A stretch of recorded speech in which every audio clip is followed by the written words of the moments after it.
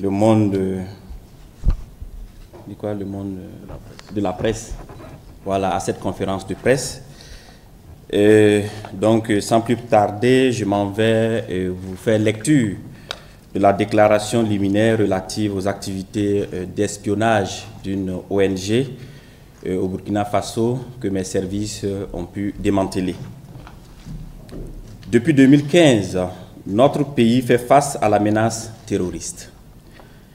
Inscrivant la lutte contre le terrorisme comme pilier prioritaire dans le plan d'action pour la stabilisation et le développement, le gouvernement, sous le leadership du camarade président du Faso, chef de l'État, le capitaine Ibrahim Traoré, a engagé une lutte farouche contre le financement du terrorisme sous toutes ses formes en cette année 2025. À cet effet, l'un des contrats d'objectifs phares 2025 du ministère de la Sécurité est de tarir les sources de financement et d'approvisionnement des terroristes par tous les moyens. Ainsi, outre les activités de combat sur le théâtre des opérations et les actions du département de la sécurité, l'une des missions vise aussi et surtout à l'assèchement des sources de financement du terrorisme. En témoignent les multiples actions de lutte contre le ravitaillement des terroristes en carburant, les actions de lutte contre les fraudes et trafics divers, ou encore le démantèlement des réseaux d'équipement et d'approvisionnement des terroristes, notamment en matériel roulant de type Aloba. À ce titre, depuis un certain temps, nos services suivent de près les activités d'une ONG dénommée International NGO Safety Organization, en abrégé INSO. Grâce à une franche collaboration citoyenne, nos services sont parvenus à comprendre que cette organisation non gouvernementale constituait un réseau d'espionnage au Burkina Faso.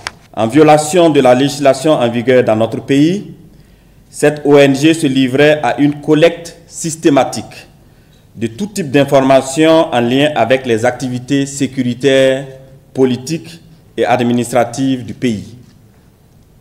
Ainsi, les investigations ont révélé que INSO, avec l'aide de certains de nos compatriotes, parvenait à recenser soigneusement les itinéraires, les mouvements et la composition des convois militaires et de ravitaillement des villes censés tenus secrets dans l'intérêt de la défense nationale.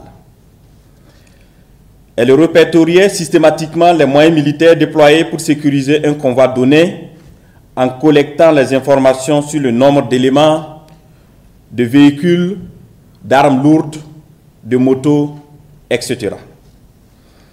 INSO passait son temps aussi à collecter des informations sur les zones d'opération, les positions des unités, ainsi que les interventions des forces de défense et de sécurité et les volontaires pour la défense de la patrie sur le terrain. Elle parvenait même à prendre avec précision les coordonnées GPS des lieux d'accrochage des FDS avec les terroristes et les positions des incidents aux EI. Par la suite, l'ONG dénombrait le nombre de victimes après une attaque ou une opération de sécurisation. Dans ces actions illicites, INSO parvenait à s'informer sur les mouvements des terroristes dans certaines localités et sur les actes ignobles que les populations subissaient, puis dénombrait et photographiait également les victimes après le passage des terroristes dans ces localités. Dans son élan d'espionnage, INSO récoltait dans les villes des informations comme les accidents de la circulation routière, les décisions ou les problèmes de fonctionnement des délégations spéciales et les activités des services de sécurité. Ne se limitant pas au Burkina Faso, INSO utilisait ces réseaux pour collecter, à partir de notre pays, les mêmes types d'informations sur le Mali. Ce comportement suspect de INSO soulève plusieurs questions, à savoir: pourquoi collecter systématiquement toutes les informations en lien avec le milieu sécuritaire? Que font-ils de ces informations? À qui envoient-ils ces informations? Où sont stockées toutes ces informations? Comment sont exploitées de telles informations? Que deviennent ces informations après exploitation? Quel objectif réel cache une telle collecte? À qui sont destinées ces informations? Selon l'explication du directeur pays de INSO et son adjointe respectivement, un Français et une Française d'origine sénégalaise, ces informations collectées serviraient à renseigner d'une part des ONG humanitaires sur le territoire burkinabé, mais également à rédiger des rapports au profit de leurs partenaires financiers. Le directeur pays de INSO Burkina, le sieur Jean-Christophe Émile Pégon, a d'ailleurs bien reconnu lors de son interrogatoire avoir orienté son personnel à collecter des informations à caractère sensible, notamment sur les incidents sécuritaires suivis des coordonnées GPS, des lieux touchés, les positions et les déplacements des convois de ravitaillement en violation de leur convention d'établissement avec l'État burkinabé. Au sujet de l'usage final d'une telle collecte systématique d'informations sensibles, aucune réponse claire n'a été donnée par les services, car, disent-ils, c'est la feuille de route que l'ONG leur a donnée et qu'ils essaient d'accomplir au mieux.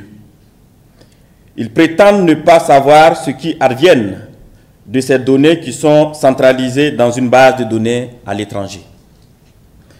Comme expliqué plus haut, INSO, pour accomplir sa tâche, a recruté des nationaux aux différents profils comme des conseillers.